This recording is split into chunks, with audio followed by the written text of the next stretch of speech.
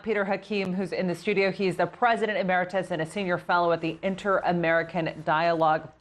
Really great to have you with us, Peter. Oh, it's a great pleasure for me. Thank you. You know, we're seeing, it's so interesting. I can't help but think of what's happening in Lebanon right now. What started off with something so small has grown so large. We're seeing that in Beirut. We're seeing that throughout Lebanon, and we're seeing that in Chile. But I guess, why have the protests grown so large in the Latin American country? Well, I mean, it was a surprise to virtually every Chilean, I think, and certainly all of the official Chile was very, very surprised.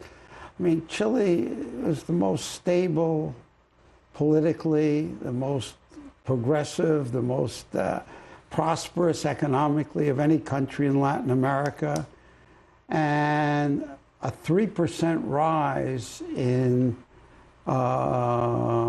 subway prices suddenly sparked this enormous sort of upheaval, really, in ways that were surprising. I mean, not only the intensity, but the violence that accompanied it, and the length of time it's gone on, and the inability of the president called out the army, which in Chile was so what's really bubbling underneath the surface? I mean, that's the question that people are talking about.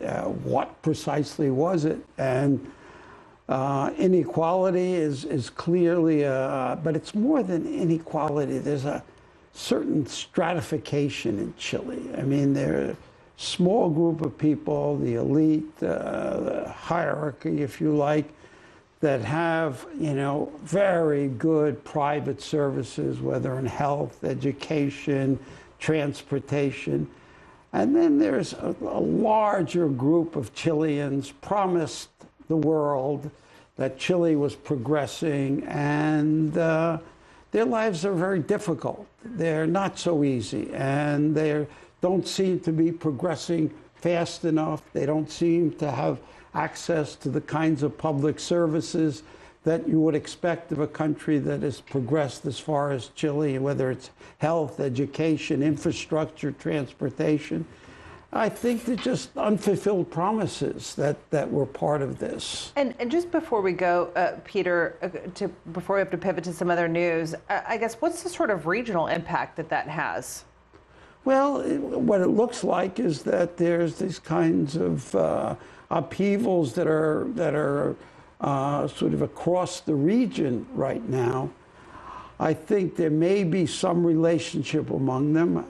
The economies of most countries aren't doing very well in the region.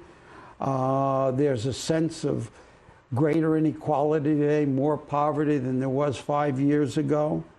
At the same time, I think you have to look very carefully at each country because there are very different reasons. But there's a sense of anger, frustration, disappointment throughout the region.